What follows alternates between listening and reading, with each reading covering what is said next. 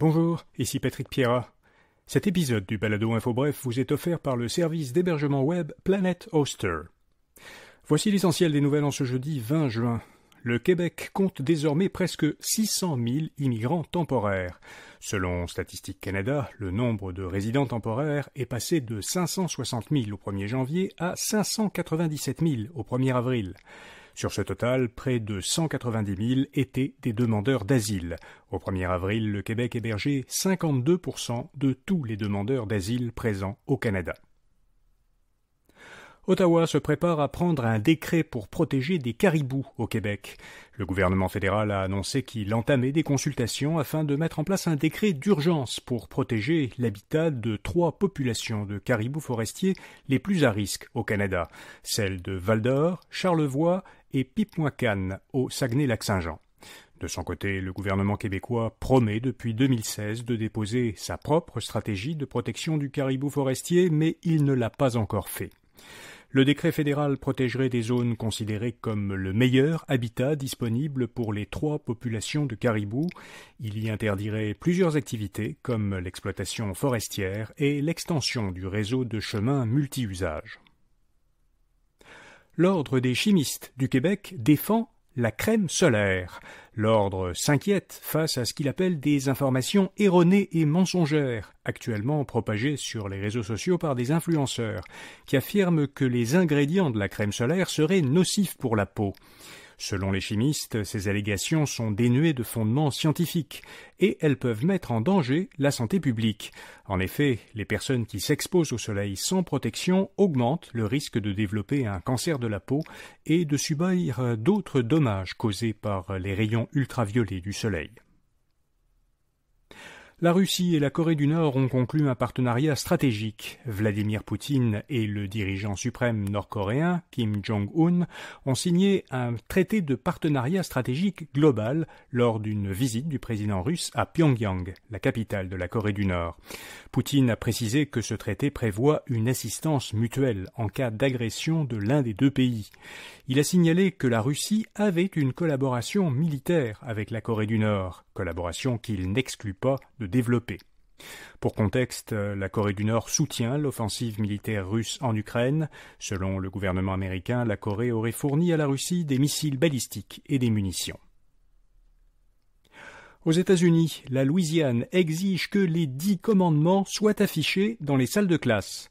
Le gouverneur républicain de Louisiane, Jeff Landry, a signé une loi qui prévoit qu'à partir de l'année prochaine, une traduction protestante des 10 commandements, le code éthique qui aurait été délivré par Dieu à Moïse, soit affiché dans toutes les salles de classe des écoles publiques, y compris les universités qui reçoivent des fonds publics. Un groupe d'organisations américaines de défense des droits civiques a indiqué qu'il allait contester cette loi en justice. Un mot maintenant de notre commanditaire grand partenaire d'InfoBref. Planet Hoster est fier de soutenir diverses communautés et événements, dont le LAN ETS 2024 au Palais des Congrès de Montréal du 28 au 30 juin. En tant que partenaire diamant de l'événement, Planet Hoster démontre son engagement envers l'innovation technologique et la communauté des joueurs. Pour découvrir toutes les implications et nouveautés de Planet Hoster, inscrivez-vous à son infolettre en cliquant sur le lien en haut des notes de cet épisode. La hausse des salaires s'accélère pour les postes affichés. Selon Statistique Canada, au 1er trimestre, le salaire horaire moyen offert pour les postes vacants avait augmenté à l'échelle du pays de 7,3% sur un an. Il atteignait 27,25 $.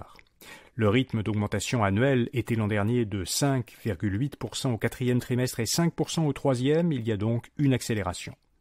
Cependant, lorsqu'on considère tous les employés, et non pas seulement les postes ouverts, la hausse annuelle du salaire horaire moyen demeure stable, autour de 5%. La Caisse de dépôt aurait triplé sa mise dans l'entreprise montréalaise eStructure en revendant sa participation dans cette entreprise. C'est ce qu'a dit au Globe and Mail le PDG d'eStructure, une société qui exploite plusieurs centres de données. Il a fait cette déclaration alors qu'un consortium mené par une firme torontoise vient d'acheter pour 1,5 milliard de dollars d'actions d'eStructure, Une partie de ces actions a été vendue par la Caisse de dépôt et placement du Québec. Le consortium complète son achat d'actions par un investissement direct de 300 millions de dollars dans iStructure pour l'aider à poursuivre sa croissance au Canada.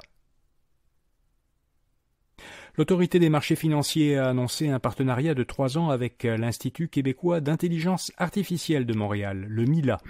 L'AMF, qui a pour mandat de surveiller les marchés financiers et de protéger les consommateurs, s'intéresse aux utilisations de l'intelligence artificielle en finance. Des experts du MILA vont l'accompagner dans ses travaux de vigie.